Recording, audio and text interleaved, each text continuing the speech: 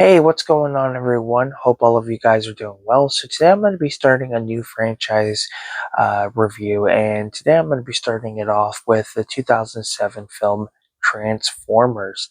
I love this movie, probably one of my favorites out of the entire series. But Transformers was released in 2007 and directed by Michael Bay. This was a live action adaptation to the classic TV series, animated TV series that a lot of us grew up with. Now, for me at the time, I was just a young baby. I was born in '86, so I believe Transformers had premiered in, I think, like '85 or '84, somewhere around that time period. I'm not 100% sure on that. So for me growing up, I wasn't really into Transformers. It probably wasn't until I was hit like 4 or 5. So maybe as we were getting to the '90s, I would start getting into Transformers. At that time, I was aware of the movie, had seen it, had some figures, but I had never actually watched the series itself, but I was familiar with some of the characters. But what really got me into Transformers was, of course, when Beast Wars would premiere. And I had followed Beast Wars through its entirety, even into Beast Machines. And since then, we've had a lot of different versions, ranging from animated versions, CGI, to just so many different versions. It's pretty much hard to keep up. And Transformers has become a brand that has continued to reinvent itself, and to this day, continues to release so much when it comes to, you know, movies, TV shows, toy lines, video games. I mean, it's just looking at it, it's just absolutely amazing. Excuse me. Now, Transformers has a really great cast. You have Shia LaBeouf, you've got Megan Fox, Josh Duhamel, I believe is his name. You've got Tyrese Gibson. You have John Voight. You have Anthony Anderson. I mean, there's so many great people in this movie. And then you also have Bernie Mac, the late great Bernie Mac, who, I really do miss Bernie Mac. I think he is fantastic. And, you have an appreciation when you look back at some of his work back in the day. And it's just, he's one of those celebrities I wish was still around. Um, but basically, the story, we have Sam Witwicky. He's, not the most popular kid. And, he's trying to sell off a lot of his, like, great grandfather's, artifacts and things like that.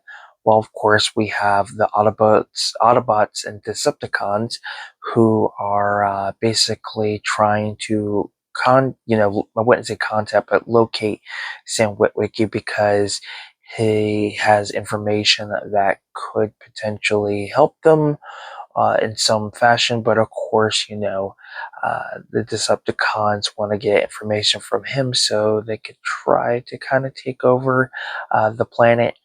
And he's also dealing with, his parents, and of course you got Megan Fox's character, who's kind of the love interest. So he's got a lot going on for himself. But Transformers, I think, for the introduction to the franchise itself, I think it's pretty decent. The fact that we have so many great actors in this, some familiar faces that you've seen in other things. Great example I can use is, there's one actor in this who works with, I guess works or is friends with Anthony Anderson's character, and another female character. He's got like a couple scenes and that's it. But he is from Buffy. And I think he also has a brief appearance in Angel as well during its later season. But he's in this as well. And I do wish a lot of these characters, if it had been done right, I think a lot of these characters should have progressed throughout the entire series, playing some part that kind of coexists into the story. Because there's so many actors in this first movie that just, that was it. They didn't move on.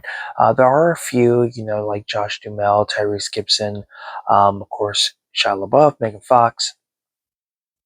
so there are a lot when it comes to the story for them to continue on to the other films. But, guys like Anthony Anderson, um, the blonde actress that was with him, I felt like they played a good part, in the film. So I felt like they could have, in some way, had an arc in the second film. John Volt's character, I think, should have also had an appearance in the second film. I just feel like a lot of the characters, in some way, could have been significant to the story if the sequels had been done right and the story for the entire franchise had been done right. But that's kind of like my own minor complaint. And, of course, the plot, it's, pretty simple in its own way. You got the Autobots and Decepticons, of course, they have their agenda, and it involves Sam Witwicky.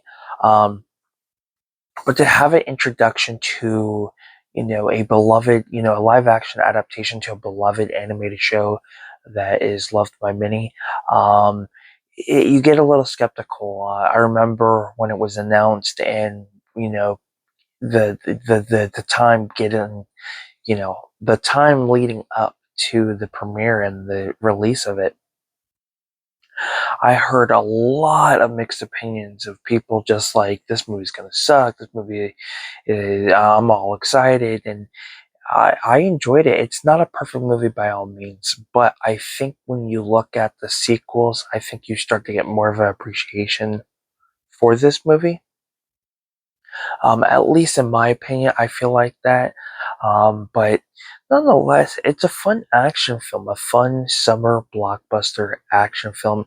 I think the cast is great. I think the story is great in its own way.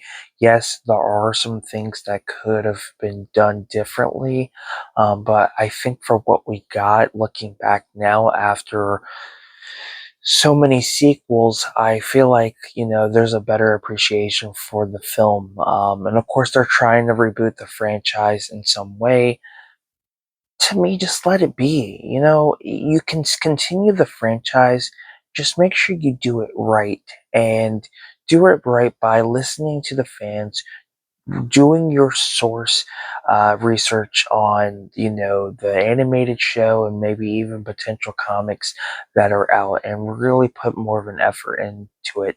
I feel like that's the best way I can look at it, rather than doing a complete reboot. And of course, you got some great actors voicing the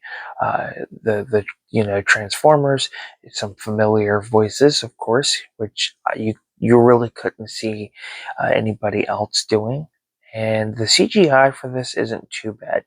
I feel like if they were able to go back to the negatives before all the CGI was done, and maybe put a little more effort into it, and that's something I've always stressed, that a lot of these movies that had terrible CGI, I think, the company should go back and redo it, and be able to put more of an effort into it, and then re-release it for a limited time in theaters, get the audience reaction, and then release the new, updated CGI. Because, to be quite honest with you, it could potentially change how others view the film, now that the CGI has been done or updated in some way, and could potentially earn back the loss that a lot of these movies maybe had, done when they were in the theaters. And a great example I can use is The Mummy 2,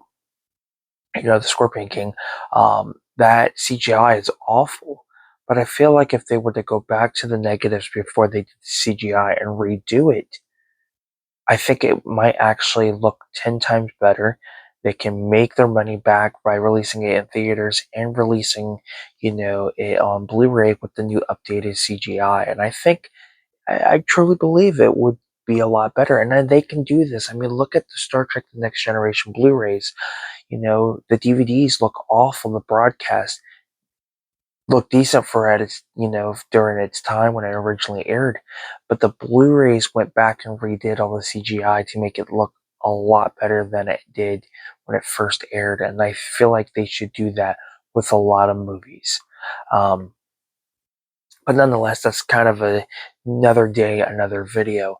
But Transformers, just like I said, it's a fun action film. It's got a great story, a little generic, but it's effective, and I do like the cast. And Shia LaBeouf, you know, if what we're looking at, what 5 years after him doing the Even Stevens series and movie, I believe came out maybe a few years before, um, and just doing a few films here and there, and being casted in what is considered one of the biggest blockbuster films franchises, whatever you want to call it, but Shia LaBeouf's one of those actors who I feel like in the next few years is going to have some big resurgence, and kind of be one of those more respected actors.